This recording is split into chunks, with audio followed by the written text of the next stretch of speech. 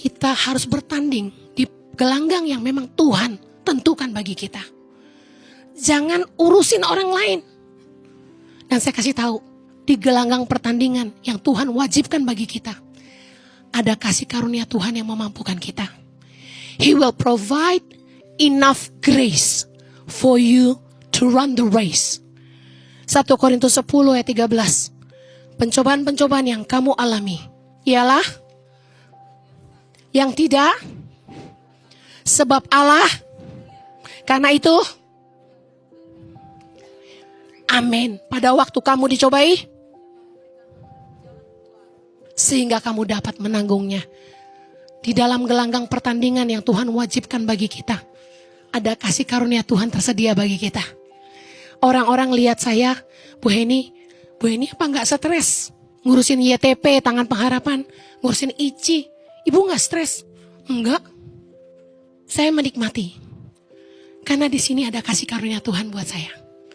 Tapi apa yang saya lakukan? Roh Kudus taruh di hati saya untuk share ini.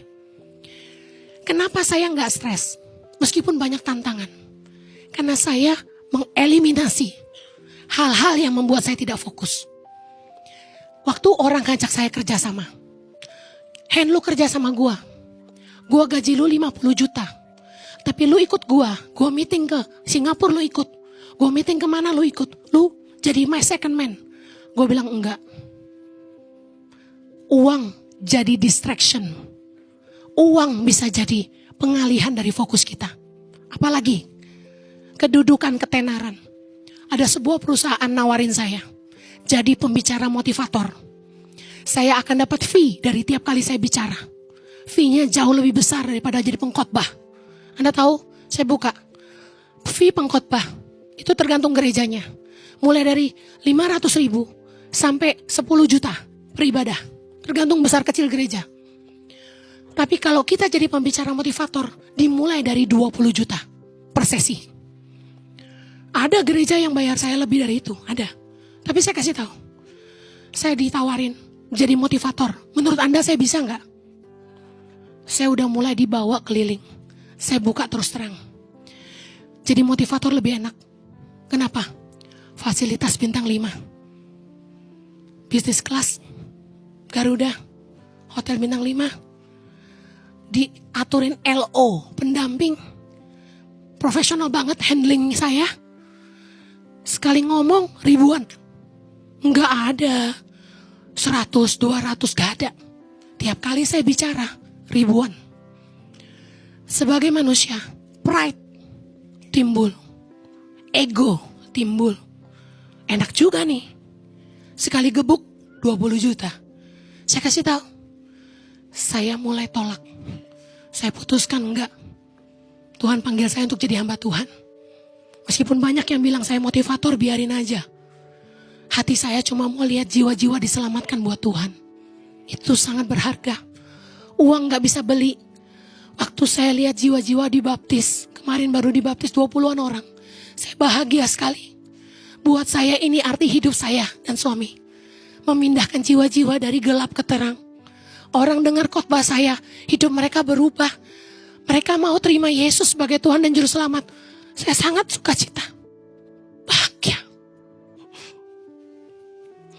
Sangat bahagia. Makanya uang gak jadi ukuran buat saya. Anda tahu Tangan Pengharapan gak pernah bayar saya. Tapi saya pergi ke pedalaman.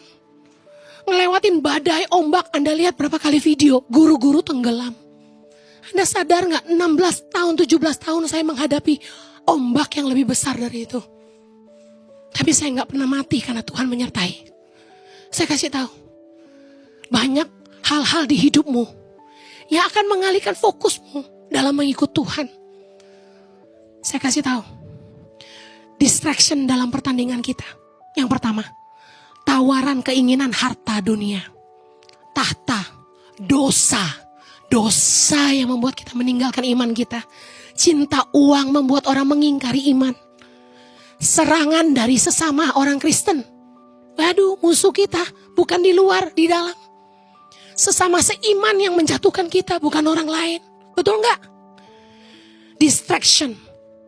Distraction berikutnya, serangan iblis. yang dialami Ayub. Diserang kesehatannya. Seperti hari ini, suara saya hilang, tapi saya nggak menyerah. Saya tetap siapin firman. Saya percaya Tuhan pasti menyertai saya. Distraction yang iblis serang. Kesehatan, kehilangan orang yang kita sayang. Kehilangan kekayaan. Kamu nggak boleh lemah. Meskipun bisnismu drop, omsetmu menurun, usahamu nggak jalan, uangmu berkurang, imanmu nggak boleh goyah. Tuhan harus jadi segalanya.